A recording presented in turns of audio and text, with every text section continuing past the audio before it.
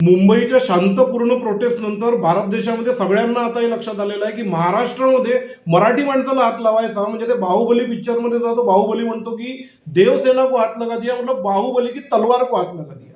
आणि ही बाहुबलीची तलवार महाराष्ट्रामध्ये ठाकरेंजवळ आहे. मला असं वाटतं की आता या तलवारीला धार लावण्याची वेळ आलेली आहे. नमस्कार, जय महाराष्ट्र. मी अमोल खामणकर.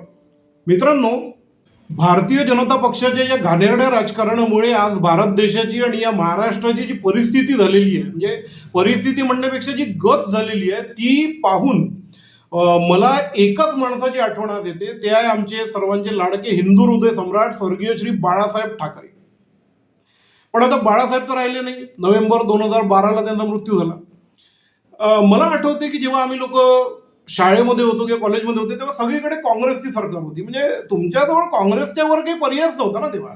तर त्यावेळेला भारतीय जनता पक्षाला असं काही खूप लोक असं व्हॅल्यू देत नव्हते. म्हणजे त्यांचे आपले ते RSS आणि त्यांचा एक टिपिकल ते वोटर होता. तर यावेळेला या लोकांनी बाळासाहेबांसोबत आणि शिवसेनेसोबत यांनी युती केली. आणि त्या युतीमुळे बाळासाहेबांनी जे लोकांना आदेश दिले त्याच्यामुळे एक मोठा मतदारसंघ या भारतीय जनता पक्षाकडे वळला. म्हणजे यांना जे वोटर्स मिळाले त्यावेळेला ते बाळासाहेबांच्या शब्दावर मिळाले, शिवसेनेच्या रेप्युटेशनवर मिळाले. आणि या लोकांनी इतके वर्ष त्यांच्यासोबत युती ठेवली आणि नंतर काय केलं ते सगळ्यांना माहिती आहे. मला आठवते या लोकांचे म्हणजे भारतीय जनता पक्षाचे पहिल्यांदा 10 खासदार निवडून आले होते. ते बाळासाहेबांमुळे किंवा शिवसेनेच्या आदेशामुळे आले होते. हे फॅक्ट आहे. म्हणजे मी जर माझं हिस्ट्री पाहिली तर माझे आजोबा म्हणजे माझ्या आईचे वडील ते भारतीय जनता पक्षाचे आणि शिवसेनेचे भक्त होते. म्हणजे मला आठवते की एकदा आमच्या मामानी असं म्हटलं होतं, आम्ही लहान होतो तेव्हा, किंवा म्हणे दादा म्हणे यावेळेला नाही तर म्हणे पंजाला वोट देऊ का म्हणे काँग्रेसला. तर आमचे दादा म्हणायचे म्हणजे तो धनुष्यबाण ते आमच्या आजोबांच्या ते बिल्डिंगवर लागला राहायचा मोठा तो थर्माकॉलचा. तर दादा म्हणे की लात मारून हाकलून देईल म्हणे जर शिवसेना आणि भाजपाचे यांची युती. आणि बाळासाहेब किंवा वाजपेयी जी होते त्यावेळेला या लोकांच्या व्यतिरिक्त घरात कोणाचंही नाव घेतलं तर लात मारून हाकलून देईल म्हणे. ही परिस्थिती मी पाहिलेली आहे मी जेव्हा शाळेत होतो तेव्हा. तुम्हाला खरंच असं वाटते का की महाराष्ट्रामध्ये ठाकरे परिवाराच्या व्यतिरिक्त म्हणजे ते राजसाहेब ठाकरे असतील की उद्धव ठाकरे असतील किंवा कोणी पण पुन्हा ठाकरे परिवारापेक्षा जास्त महाराष्ट्राचा शुभचिंतक आणि महाराष्ट्राचा हित बघणारा आणि मराठी माणसासाठी उभा राहणारा दुसरा कोणताही पक्ष किंवा दुसरा कोणताही परिवार या भारतामध्ये नाही. या लोकांनी कुठल्याही पदासाठी किंवा कुठल्याही सत्तेसाठी कधी राजनीती केली नाही. देशासाठी ज्या लोकांनी चांगले कामं केले त्या सगळ्या लोकांना त्यांनी स्वीकारलं, मग तो पक्ष कुठलाही असो. राज ठाकरे एकमात्र अशी व्यक्ती आहे की ज्यांनी कधी सत्तेची वाट नाही बघितली. म्हणजे तुम्ही कुठलाही पक्ष बघा की त्यांचं असं आहे की तुम्ही आम्हाला सत्ता द्या मग आम्ही तुमचे प्रश्न सोडवू, हा त्यांचा विषय असतो. महाराष्ट्रामध्ये जेव्हा लोकांचे प्रॉब्लेम कुठूनच सॉल्व्ह होत नाही आणि कुठूनच त्यांना मदत मिळत नाही की मग ते शेवटी राजसाहेबांकडे जातात आणि कधी निराश होऊन येत नाही. ते त्यांनी नेहमीच त्यांची हेल्प केलेली आहे. सत्ता नसल्यावर तो माणूस जर इतकं काम करू शकतो तर त्याच्या हातात जर सत्ता आली तर या महाराष्ट्राला कुठे नाही. म्हणून महाराष्ट्रातल्या लोकांनी मराठी लोकांनी आज अशा लोकांना म्हणजे ठाकरे परिवारासारख्या लोकांना राज ठाकरेंना आज पाठिंबा दिला पाहिजे, त्यांच्या सोबत उभे राहिले पाहिजे. तरच हा महाराष्ट्र आणि मराठी माणूस पुढे जाईल. मनसे आणि शिवसेना हे असे 2 पक्ष आहे की जे जनतेसाठी मराठी माणसासाठी आणि महाराष्ट्रासाठी 24 तास यांचे लोक उभे असतात. म्हणजे कोणाला कुठलीही मदत लागली अर्ध्या रात्री जरी तरी यांचे लोक त्यांच्यासोबत उभे असतात. राज ठाकरे सारख्या माणसाला संघर्ष करण्याची गरज आहे का? ते स्वतः सेलिब्रिटी आहेत. त्यांच्या जो स्वतःचे आपले बिझनेसेस आहे ते पैसे म्हणजे त्यांना कुठल्या गोष्टीची कमी नाही. म्हणजे तो माणूस स्वतःसाठी असं करतोय का?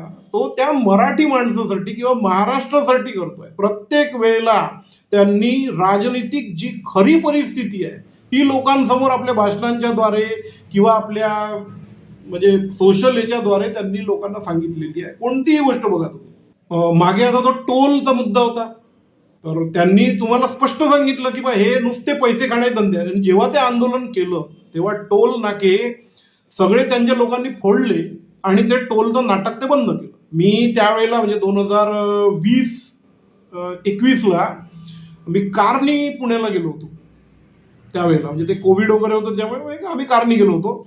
तर एकही टोल आम्हाला लागला नाही त्यावेळेला, कारण की ते राजसाहेबांनी ते आंदोलन केलं होतं. ते मीडियावर त्या दिवशी कोणीतरी मला बोलत होतं, मी ऐकलं की ते विजय थेलापती म्हणे ते तामिळनाडूला पहा म्हणे की 2 वर्षामध्ये म्हणे ते राजनीतीमध्ये आले आणि डायरेक्ट म्हणे मुख्यमंत्री बनले. आणि राजसाहेबांचं पहा म्हणे की राज ठाकरेने 20 वर्षापासून म्हणे पक्ष चालवतात आहे, तरी म्हणे ते अजून म्हणजे त्यांचं हे झालं नाही, त्यांचे लोक येत नाही. अरे मग ही डुबून मरण्याची गोष्ट आहे. अरे तो विजय थेलापतीचं काय करायचं त्या ते काय तामिळनाडूला, त्याच्याशी आम्हाला काही करायचं नाही. तिथचे लोक समजदार आहे ना, ते समजले त्यांचं हित कशामध्ये आहे. पण हे महाराष्ट्रीयन लोक मूर्ख आहे ना, मग त्यांना तुम्ही आज जर मुख्यमंत्री बनवत नाही आणि त्या मनसेसारखे आणि शिवसेनासारखे जे पक्ष आहे जे खऱ्या अर्थाने लोकांसाठी उभे आहे, त्या लोकांना जर तुम्ही पाठिंबा देत नाही तर साले तुमच्यासारखे मूर्ख तुम्हीच आहे यार. बऱ्याच वर्षाच्या उलाढालीनंतर आज राज ठाकरे आणि उद्धव ठाकरे दोघं सोबत आले, त्यामुळे महाराष्ट्राला अजून एक बळ मिळालं आहे. महाराष्ट्र नवनिर्माण सेना आणि शिवसेनेसारखे जे दोन मोठे आणि रस्त्यावर उतरून आंदोलन करणारे, मराठी माणसाच्या हक्कासाठी लढणारे दोन मोठे पक्ष आज एकत्र आलेले आहे. याचा मराठी माणसांनी आणि या महाराष्ट्राने आज फायदा घेतला पाहिजे आणि या लोकांच्या पाठीशी उभं राहायला पाहिजे.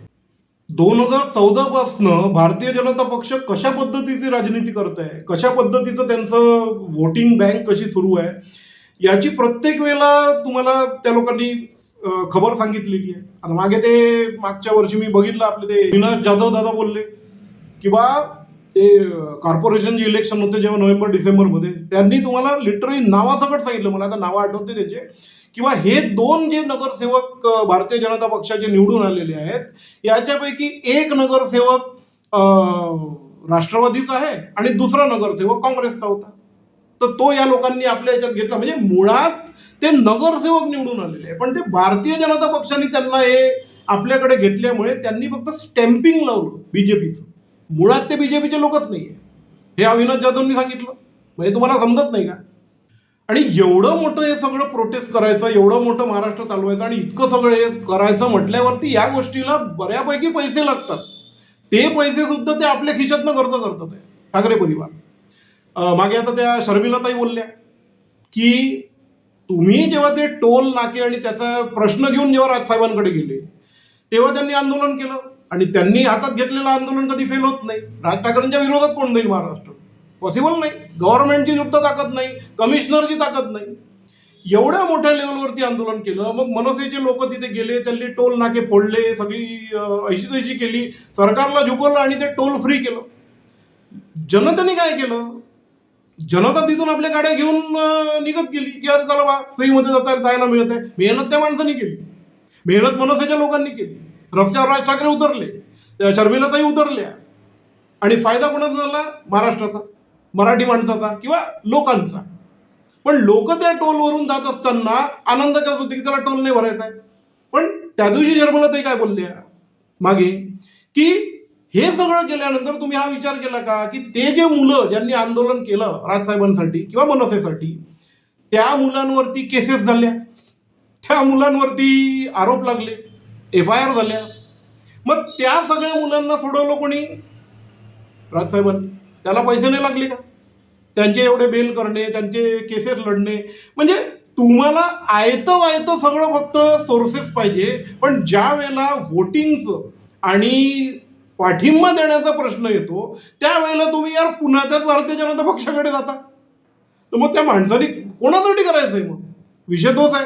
आज सगळे लोक तेच विचारतात आहे. मागे शर्मिलाताई राजसाहेब विचारतात किंवा त्यांचे जे लोक आहेत ते आपले संदीप देशपांडे बघा किंवा ते अविनाश जाधव बघा, ते तुम्हाला हेच विचारते की बाबा मग हे सगळं आम्ही कोणासाठी करायचं? जेव्हा तुम्ही पाठिंबाच देत नाही, म्हणजे तुम्हाला प्रॉब्लेम आले की आमच्याकडे यायचं आणि प्रॉब्लेम सॉल्व्ह झाले की पुन्हा वोटिंगच्या वेळेला ते भारतीय जनता पक्षाकडे जायचं, तर मग असं होईल तर मग तर कठीण आहे महाराष्ट्रात. आज महाराष्ट्रामध्ये मनसेसारखे आणि शिवसेनेसारखे किंवा राज ठाकरेंसारखे, उद्धव ठाकरेंसारखे किंवा ठाकरे परिवारसारखे लोकांना आणणे ही महाराष्ट्राची गरज आहे आज. मी तुम्हाला सांगतो, नाही तर हे सगळं वाट लावून टाकतील आणि सगळं विकून मोकळे होतील आणि उद्या हे जे लोक सत्तेमध्ये बसलेले आहे हे तुमच्या घरी घुसून तुमच्या खिशातनं पैसे काढून काढून नेल्याशिवाय मी राहणार नाही, मी सांगतो. व्हिडिओ आवडला असेल तर लाईक करा, व्हिडिओला जास्तीत जास्त शेअर करा, आपलं मत कमेंट सेक्शनमध्ये सांगा आणि माझ्या विचारांशी सहमत असाल तर माझ्या चॅनलला सबस्क्राईब नक्की करा. व्हिडिओ पूर्ण बघितल्याबद्दल धन्यवाद. जय महाराष्ट्र.